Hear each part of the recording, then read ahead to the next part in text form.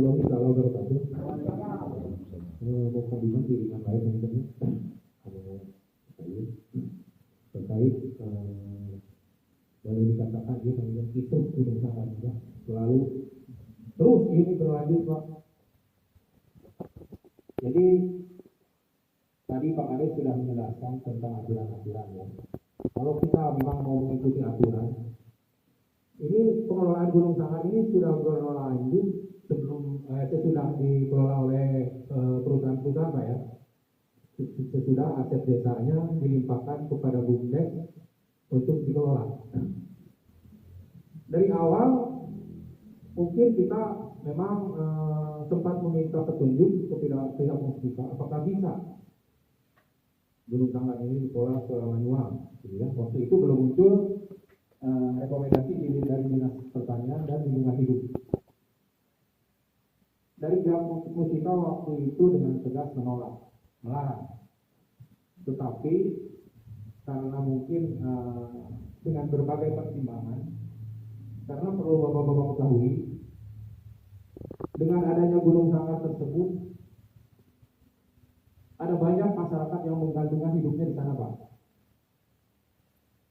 Jadi, lamun dapat kemarin ke gunung sangat, rekumaha malakan anak pemajikan, gitu Pak. Dengan pertimbangan ke arah situ, waktu itu pihak Mustika pun dari mulai Kapolseknya, terus dari Pak Camat juga akhirnya ya silakan saja, tetapi dengan catatan kalau ada apa-apa jangan persalahkan kami dari pihak Mustika. Mulailah waktu itu dikelola secara manual dan terus berlanjut sampai dengan pihak BUMDes. Sebetulnya waktu ketua BUMDesnya Pak Aceh sudah mulai berintis ingin melibatkan investor Pak. Cuman karena mungkin waktu itu pertama keterbatasan anggaran, juga mungkin keterbatasan akses data, sehingga tidak bisa tercapai perizinan itu. Tadi Pak Kadi sudah mengatakan untuk izin pertambangan istilahnya nama dupika berjang yang aja bahwa muncul. Dan wilayah Bandung Barat, wilayah selatan peruntukannya untuk lahan hijau, lahan pertanian. Nah akhirnya pengelola BUMDes periode yang sekarang mencari solusi bagaimana caranya, yaitu dengan menempuh izin rekomendasi dari Dinas Pertanian dan Lingkungan Hidup dengan asumsi ingin mengoptimalkan walaupun tetap kembali lagi untuk mengolah aset berupa batu Pak. Nah yang jadi pertanyaan yang saya agak bingung saya dari BPD juga, kenapa pada saat pengelolaan mulai diizinkan, bukan diizinkan lah dari pihak Mustika, tidak ada permasalahan, berjalan biasa-biasa saja, tidak ada keributan, tidak ada apapun. Tapi sekarang, tak kalah investor masuk, muncul keributan. Ini ada apa? Apalagi sekarang menjelang Pilkades. Saya beberapa kali diundang oleh Pak Kades, ke rumahnya saya tidak pernah datang, apalagi yang kemarin. Yang kemarin saya juga secara elektronik diundang juga. Saya tidak datang langsung aja. Kenapa? Ya, karena saya masih mempertimbangkan saat ini masih diberlakukan PPKM. Terus kami yang masuk dalam rengrengan struktural Satuan Penanganan COVID, kalau kami mengikuti aturan tersebut, undangan tersebut, benar mereka betul sudah ke masyarakat. Sekalinya. Kemudian masalah muncul ada SP1, SP2, SP3. Nah, kalau saya baca SP1. SP1 yang dijadikan landasan adalah pencabutan SK BUMDes sebelumnya yang sekarang. Sedangkan menurut versi BPD, pencabutan atau pengangkatan BUMDes hanya bisa dilakukan setelah melalui Musdes. Apalagi sudah jelas dicantumkan dalam PP nomor 11 tahun 2021 pasal 17 di situ jelas semuanya di situ. Siapa yang punya kewenangan untuk memberhentikan dan mengangkat pengurus BUMDes. Dipertegas lagi di pasal 77. Pada saat undang-undang ini diberlakukan, maka undang-undang di bawahnya masih tetap berlaku. Dari mulai Perdes, Perbu sampai Perda atau peraturan menterinya itu masih tetap berlaku selama tidak berbenturan dengan PP yang baru. Sudah jelas di situ. Nah, kenapa BPD mengambil kesimpulan, bahkan sempat mengundang Pak Kades, cuman waktu itu Pak Kades tidak bisa hadir. BPD tetap menolak SK yang dijadikan dasar pengeluaran SP1, SP2, SP3 itu. Karena memang BPD tidak mau disalahkan dong. Karena prosedur tidak dilakukan. Seharusnya kalau memang ada temuan-temuan, kami juga sempat mendapat penjelasan waktu itu saya sendiri dipanggil ke Polsek. Jadi pencabutan SK itu ada beberapa alasan. Dari mulai tidak sinergis, terus tidak adanya laporan kaitan dengan pendampingan modal, kemudian tidak ada laporan bulanan, dan itu katanya, saya juga baru katanya, rekomendasi dari Dewan Pengawas. Betul Pak Yusuf Santu?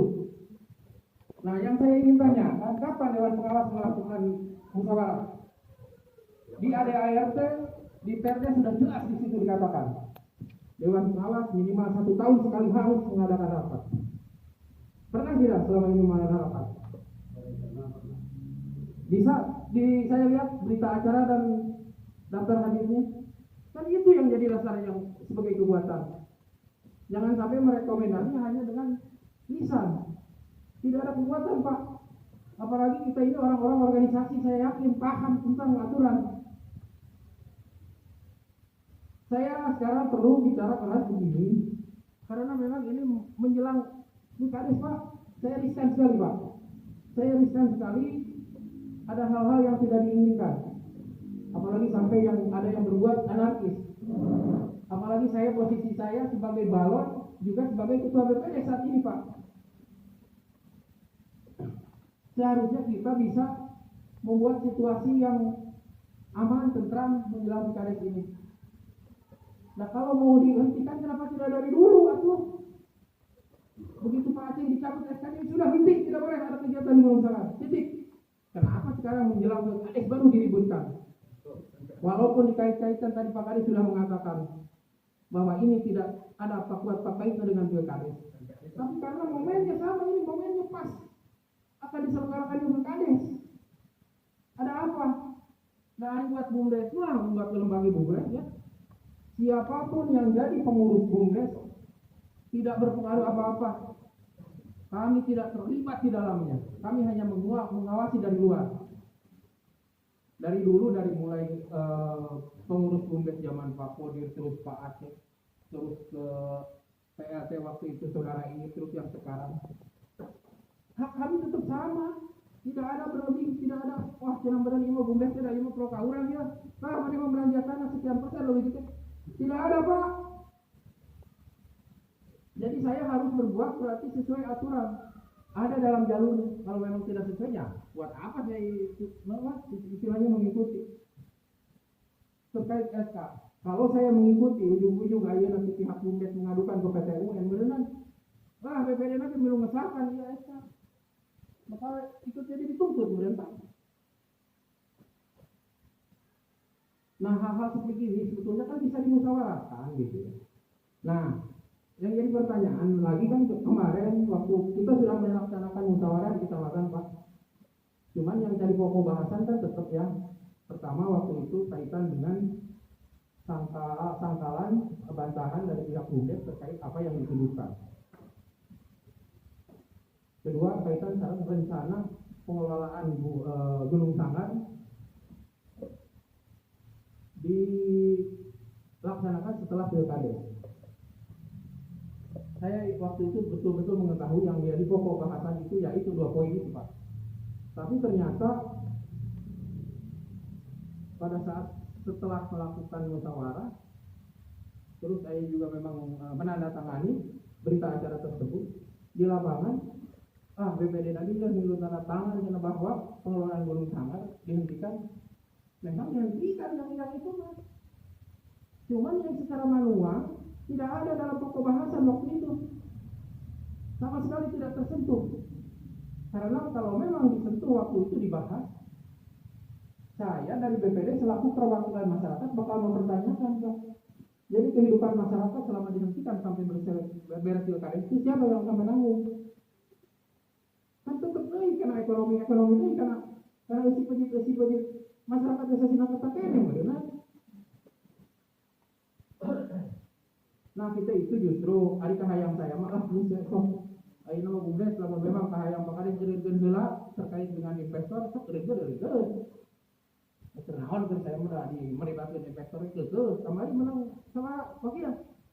Naik lebaran menang sabaraha 100.000 elang kali ke sarua di mana itu. Mutak sarua sahawa itu pulus bumdesna ke BPD sarua. Beda deui jeung kepala desa sama kan posisinya sebagai penasehat. Terus reng-rengan berenang ayah beda disesuaikan dengan penghasilan. Kalau BPD tidak ada sama kan. Yang kami terima yang masuk ke desa sebagai PAD. Kita direcah deui berenang kebijakan kepala desa.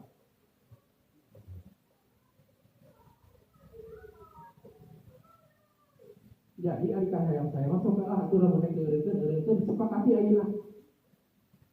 Ngan meureun ari untuk pengelolaan secara manual kahayang masuk dilanjut kecuali pemerintah desa mau menanggung biaya hidup mereka sampai beres pilkada. Sampai beres bukan sampai beres pilkada sebenarnya. Sampai mereka diizinkan kembali. Karena saya bisa menyetujui lamun itu. Lamun kitu mah dieureunkeun ayeuna akte 1 ieu saya mah sanggup secara pribadi ngabiayaan masyarakat anu biasa menggantungkan hidup di mencari nafkah di dunia. Nah kurang aku pengen sakit dulu lagi. Biasanya lah konten sampai berjalan orang sharing kumaha haena terusna ieu kami penyelesaian masalah ieu. Assalamualaikum warahmatullahi wabarakatuh. Waalaikumsalam.